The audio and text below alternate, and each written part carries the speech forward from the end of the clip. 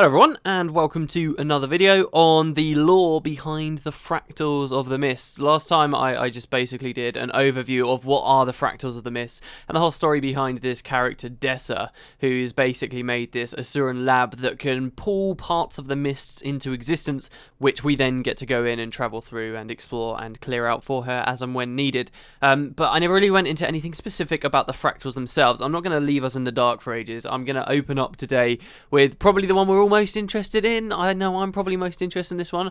The one to do with the Colossus. I believe they call it the cliffside fractal. But for me, this will just be the Colossus fractal. So this should be quite interesting. I want to open up with this, and also I'm going to talk about one of the other ones where you go through some underwater ruins and become dolphins too, which has slightly less to talk about, but there is some interesting things that I've managed to pick up on there too. Just before we get started though, on the intro, I talked about Dessa and how it was a bit weird because she'd mentioned she had a boyfriend that was in the consortium that she didn't really like. And we also had that in the event earlier on, the one-time event that was going on the weekend, but it wasn't the same Asura, they weren't the same names. Well, it kind of, I spoke to a friend who had paid a bit more attention than me, and she kind of figured out actually that this Dessa is probably the Asura that the Asura we saw were in love before had actually cheated on. So that's kind of how that works out, that's how that little story concludes, I suppose. So this also helps to refine that little idea that Dessa could be from a long time in the past. I suppose she could still be from the past when you're exploring the mist like she is. You can do all kinds of crazy stuff, but I think it's very likely really she's just a regular Asura from our time period that for some reason just doesn't know what Sylvari are because she's been in this lab for so long. In any case, so yeah, I want to talk about the Colossus. So if you haven't played the Fractals, I'll just give you a very brief overview of exactly what's going on here. It's one of the encounters we go through, and when you first zone in, you'll see chained to a large cliff, this massive, this absolutely enormous mysterious creature, this really weird thing that you won't recognise from anywhere in Guild Wars because it's not something we've seen in the Guild Wars universe before, and it gets called a Colossus by Dessa towards the end of the Fractal, so we have its name, and it's this really sad human looking thing. It's clearly not a human, it's this massive giant, and it looks very magical, and it looks kind of like an animated being that at first I thought was going to be a boss fight. I thought it was going to attack us, but actually it's been chained up to this cliff, and the purpose of the Fractal is to free it. You actually free it of its chains, and in the end it kind of turns to you and it bows, and it shows that it's sentient and it at least has respect for you, and you can get an achievement for bowing back to it, and then it will teleport away into the distance. So that's the idea behind the Fractal. And you will literally leave it thinking, what the hell did I just see? And in fact, Dessa herself turns around and says, oh my god, what is this thing? This is a Colossus, there's so much data to analyse, what the hell's going on? And we don't get that much tangible. But if you do look at a lot of the character names that are in there and stuff, you can pull through some interesting theories. Sadly, there's not much to get from Dessa.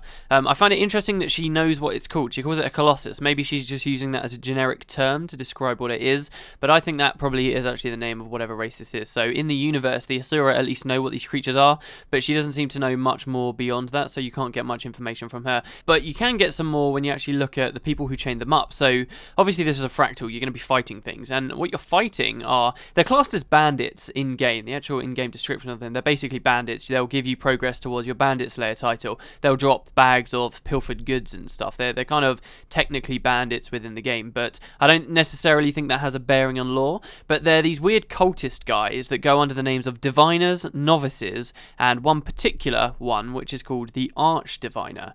The Arch-Diviner you fight right at the start. It's a boss fight. It gets kind of hard when Agony gets introduced if you don't have Agony protection. Quite a fun one, and he's got a hammer. He's wielding a hammer, and he doesn't seem to be affected by this thing at all. But when you defeat him for the first time, because he'll come back later, he drops the hammer, which you can then pick up, and this is how you break the seals of the Colossus. These characters that you're fighting, these Diviners, seem to be the ones that have chained him up, and Dessa says, well look, if they're fighting you, maybe the Colossus will be on our side if we free it. The enemy of my enemy is my ally, right? So you take the hammer, but the hammer itself causes a gameplay mechanic called corruption to begin to stack on you. You can only hold it for a certain period of time before the corruption from this hammer kills you. It seeps through you and it kills you, and it's putting conditions on you the entire time. And while that is a gameplay mechanic, I do think we can kind of point at that and say, oh, this is a corrupted hammer in the lore, right? And the other thing about the hammer is if you kill someone with it, it will kind of absorb their soul into it, and it will give it a charge, and you need that charge to smash these seals and to break each of the seals holding back the Colossus free. And that's the idea, that's the mechanics behind this encounter. So we have to use some of their own kind of dark magic, so it seems, to break the Colossus free. We've not really seen much of that being used in the universe before, except with the Massart. The Massart, one of the ancient races you saw in Guild Wars 1, were using these objects called soul batteries to steal the souls of people to serve their own divine purpose. Their purpose, of course, was to keep shut a massive door, but the same kind of magic seems to be going on here, so you can kind of point at that. I'm not necessarily saying this Fractal's got anything to do with the Massart at all. I don't really think it does, but it is a theme that we've already seen in the universe before, and maybe there's something tangible you can work off of there that we might see some kind of connection come forward later on. And I'll get back to that point later as well when we look at something else in a second. So there's a vague relation perhaps to the Massart, but we can't really look past that. The only other thing you can really look at with these bandit enemies, supposedly, are their names, right? They're called novices, which is a very generic term. I don't think you can really pull anything from that. You can't say, oh, look, there are these novices here in the Guild Wars universe. This must be related somehow. I think it's a bit insignificant. But we do have the Archdiviner, and we have Diviners. That's really all we've got to go on. Some people I did see on the forums thought that perhaps this Fractal was set somewhere in Cantha, because don't forget what I said in the intro episode, that this could be in any place at any time. So people are obviously trying to match where it is interior, and they were saying it could be Cantha, and that it's because these enemies that you see kind of feel a bit like ritualists and a bit like assassins, which were two professions introduced with the factions expansion for Guild Wars 1. I don't really buy that. I think it's a bit too loose to just say, this looks a little bit like this, so there must be some kind of connection. I think that's a bit too weak, but the Diviner title itself, again, isn't something, just like the Colossus, everything really that makes this Fractal so fascinating is that we can't pin it back to something from Guild Wars 1 or anywhere else in Guild Wars 2.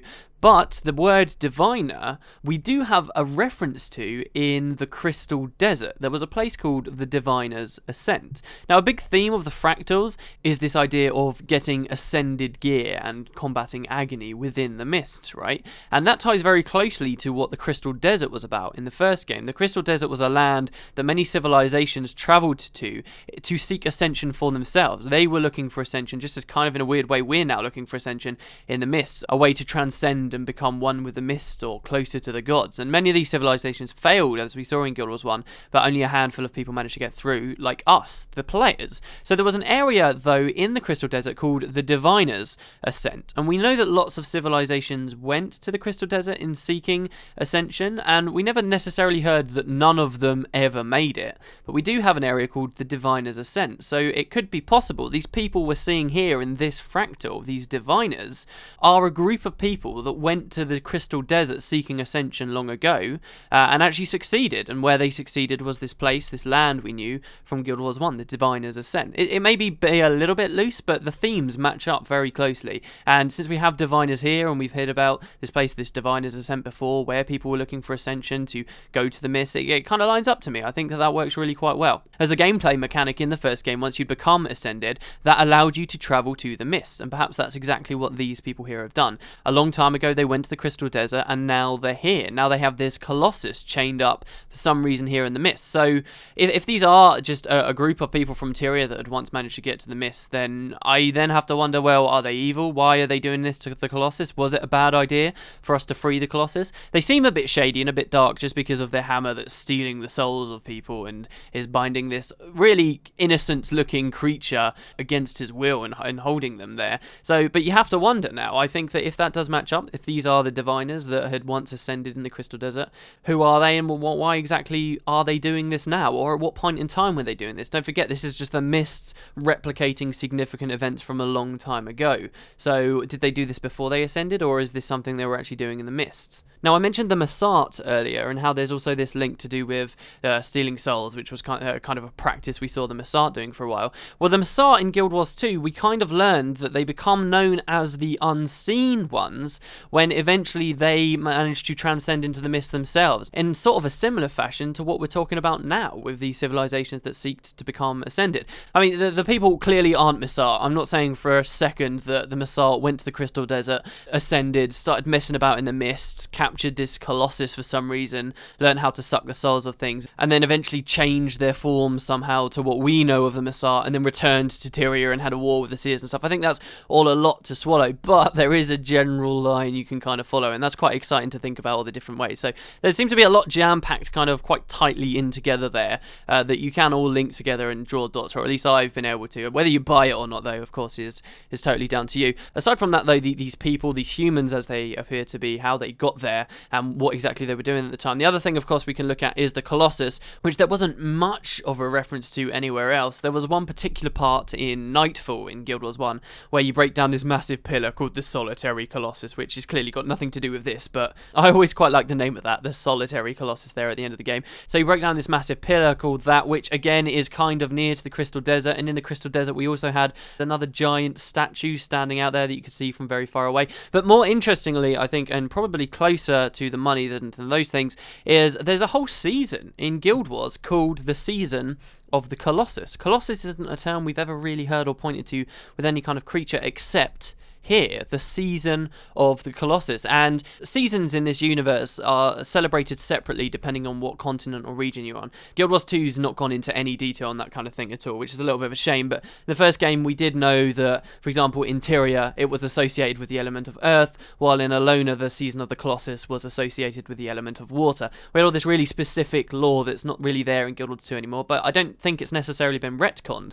But this was this whole season, the Season of the Colossus. I'll just read you the wiki page for it. It's quite short. The Season of the Colossus is the 4th season in the Mavelian calendar, which is the Tyrian calendar, and the Alonian calendar, and it corresponds to winter. In Tyria, it's associated with the element of earth, while in Alona, it's associated with the element of water, and is affiliated with Grenth. Despite Alona lacking in ice and snow, priests perform the most elaborate rituals during the coolest and darkest nights. So again, we're talking about Alona, and that region around the Crystal Desert is being brought back into it.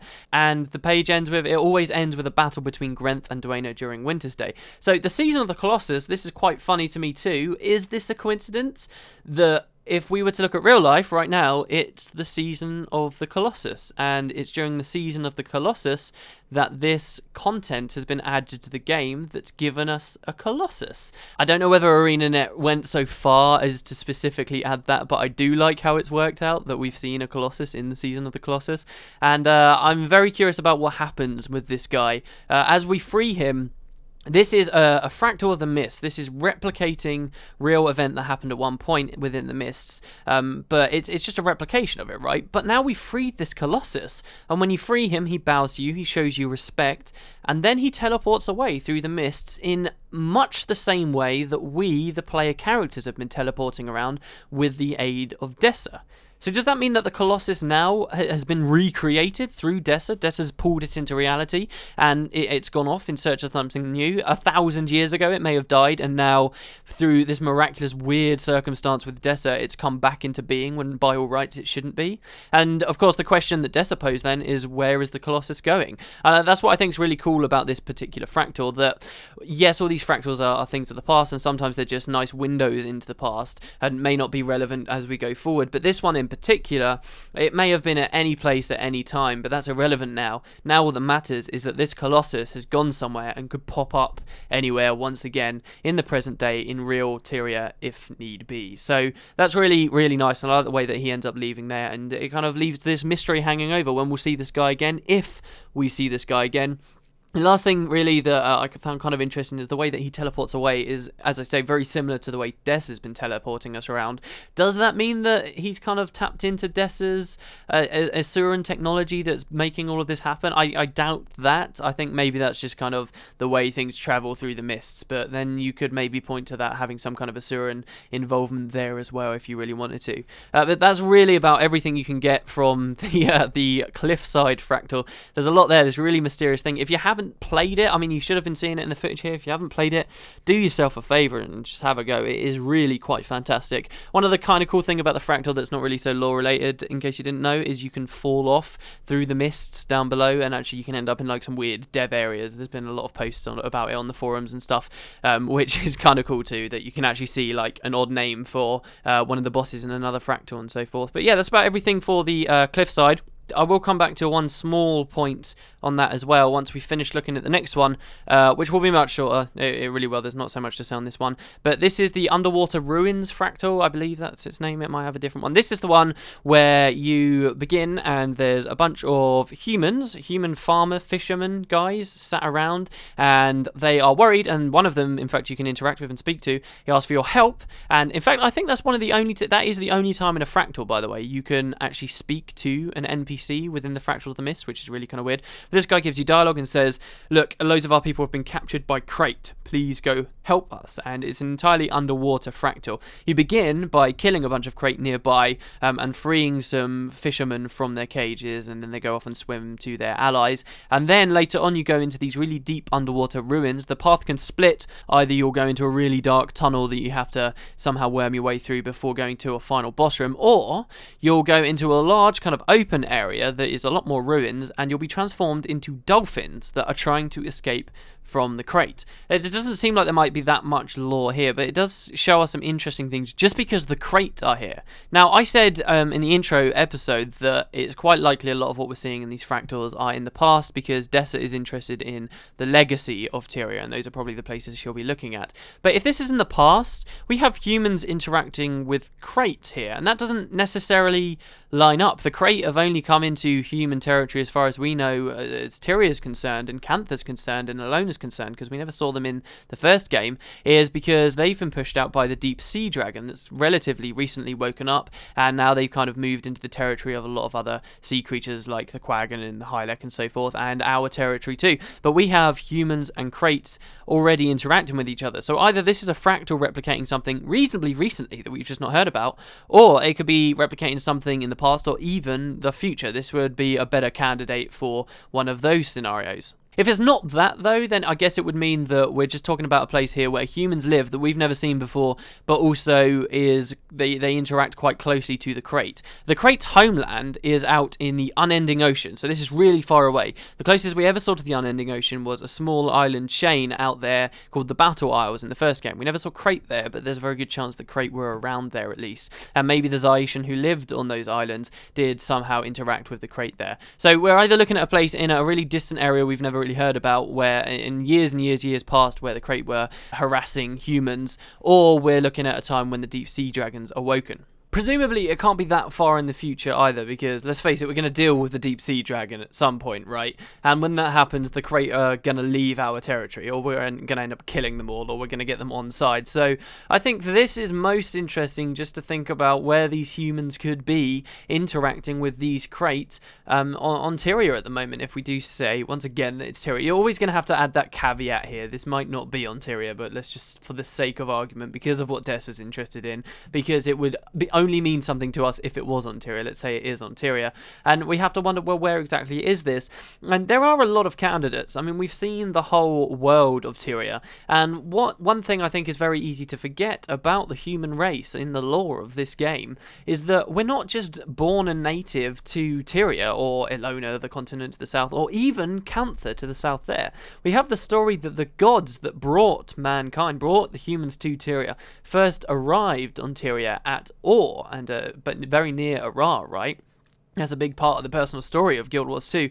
But when they brought the humans to this planet, they never brought them to Or at that moment. They brought them from the south. They brought them from even further south than Elona, even further south than Cantha, which lies beneath that. Some mysterious land way down there. And maybe, therefore, what we're looking at here are humans interacting with Crate many miles off in some really exotic, weird place land down to the south. If it's not that, if it is an area we're meant to be familiar with, then perhaps this is some area of Kryta. I mean, it kind of feels a bit Crichton to me, looking at the architecture and what everything's like in that general area, but as with many Fractals, we don't have too much of an idea, but that's something quite cool that you can look at with the setting. It's either something reasonably recent, or it was something a long time ago in a place very far away, and that sounded a lot like Star Wars. I didn't mean it to.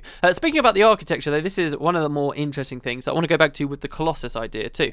When you first start this Fractal, you're going to go underwater, and there are loads of eerie looking very similar looking to the Colossus statues lining the underwater tunnels that you have to swim past. It's a really kind of ominous kind of feeling when you're swimming down there. And you'll notice that all of the statues have got coffins laid out perfectly at their feet. This could just be the mists messing things up, or it could be some significance for a new storyline that ArenaNet might be pushing to do with this Colossus. Even weirder, right down in the back end of that run where you shouldn't really go, there's no crate to kill there, there's no prisoners to free there, you can find a load of these statues with coffins not at their feet but like attached to their chests, which is really odd. And I don't think anyone can look at that and say, we can say, that looks a bit like the Colossus, and probably end it about there. But I want to end this video on kind of an interesting thought, that ArenaNet have a really good opportunity now to tell us a new story entirely through the Fractals. The Fractals don't all have to be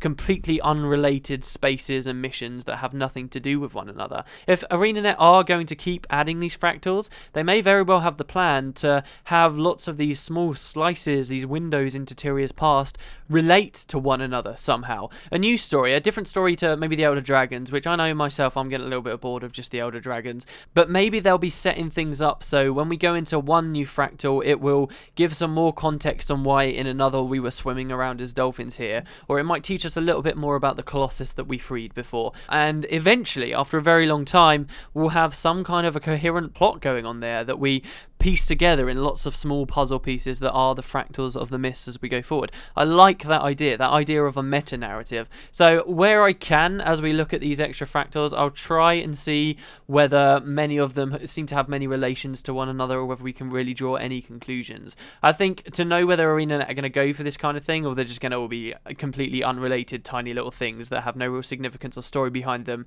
we'll have to see how the new update comes out when they do eventually add more Fractals. But that's a really exciting possibility to me, and if that is on their agenda, I wouldn't be surprised to see if they're already threading these hints through now, which might be why we have all these statues that look an awful lot like the Colossus, but we can make no sense of them just yet.